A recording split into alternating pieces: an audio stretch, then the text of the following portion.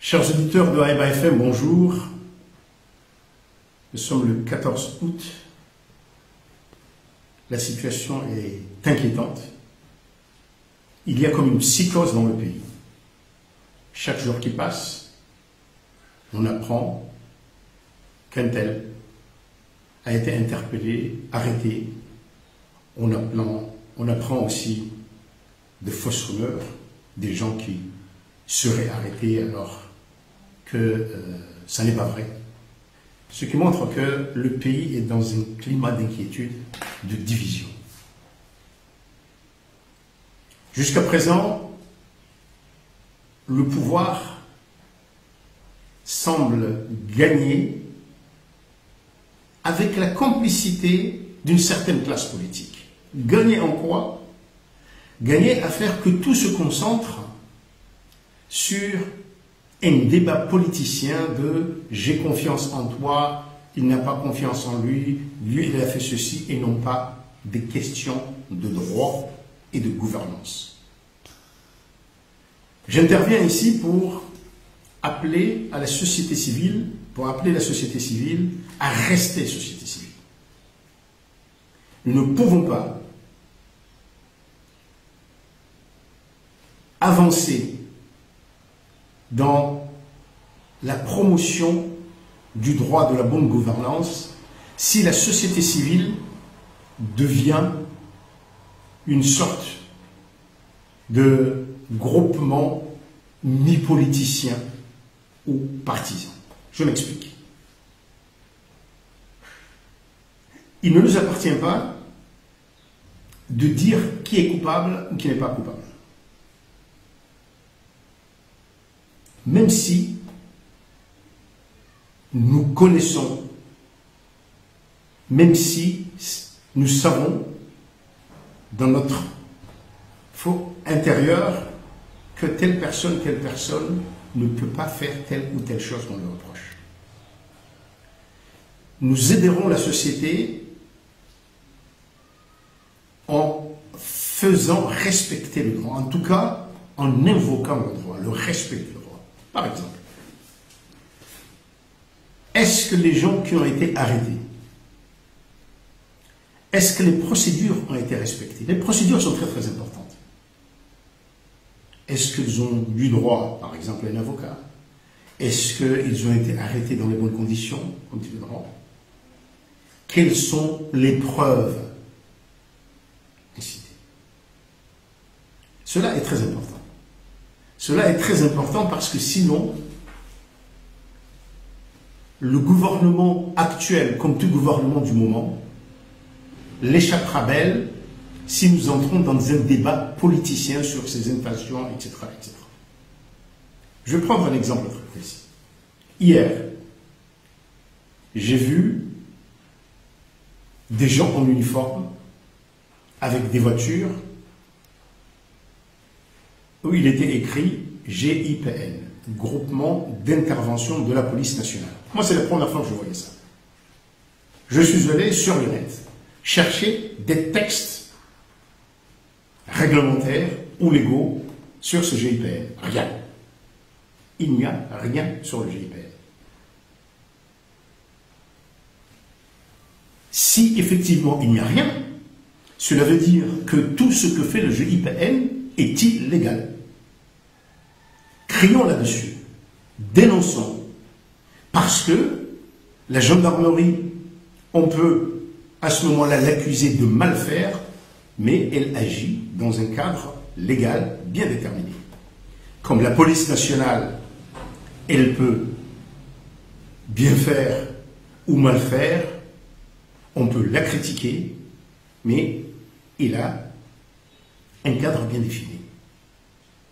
Ce n'est pas parce qu'on invoque la police nationale, il faut des textes pour ça. Donc c'est important.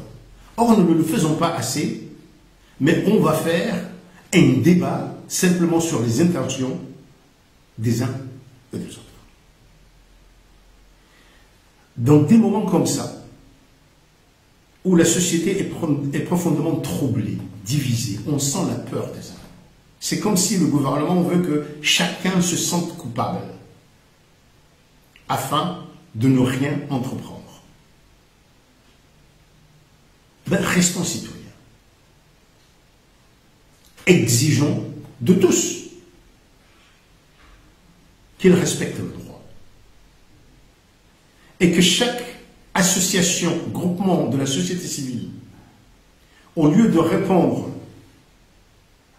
aux appels des politiciens, qui, eux, ont tout à fait le droit, c'est leur rôle de dénoncer, parfois d'exagérer, parce que c'est le pouvoir qu'ils cherchent. Chaque association de la société civile doit, plus que jamais dans une situation comme ça, occuper le terrain sur lequel est fondé son engagement. C'est à un moment pareil qu'une association qui défend les patients ou qui s'occupe de médecine doit poser des questions que, oui, il y aura un grand hôpital à El Marouf. Mais en attendant, qu'est-ce qu'on fait aujourd'hui? Qu'est-ce qu'on fait pour ces patients? Parce qu'on ne va pas juger d'une gestion d'un pays sur les intentions du président, fut-il réel ou sincère. Il y a à gérer le quotidien. Il a été élu pour ça. Est-ce que le président a pensé à gérer une transition jusqu'à l'immense hôpital? C'est de cela qu'il s'agit. Aujourd'hui, qu'on ne vienne pas nous dire « taisez-vous parce qu'on fait des routes » et l'école. Et ce quotidien-là. Qu'est-ce qui défend l'école? Qui défend les enfants pauvres qui sont dans des écoles où il n'y a ni table blanc, ni table noire, ni même enseignant qualifié? C'est de cela.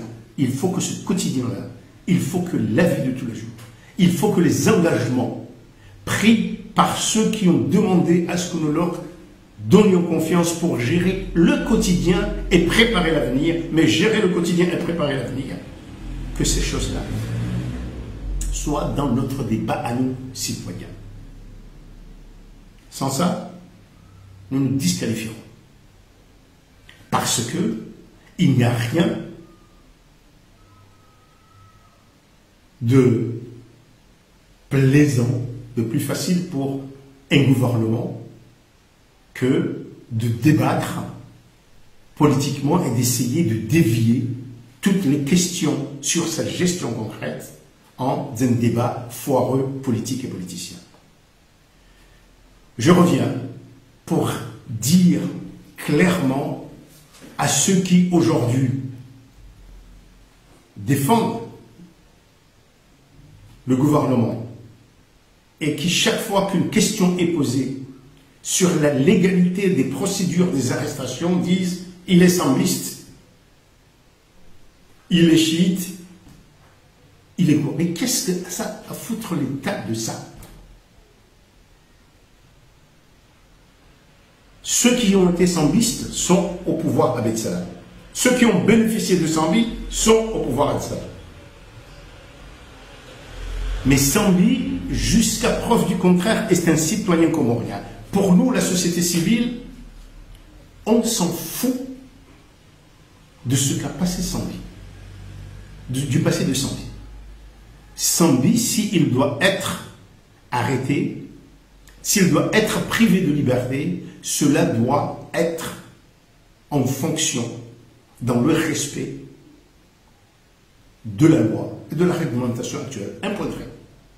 Un criminel qui aurait tué une trentaine de personnes doit être jugé en fonction de loi. On ne dit pas simplement, alors on peut peut-être le surveiller un peu plus, on peut le mettre dans une cellule, mais cela en respectant le droit. Donc,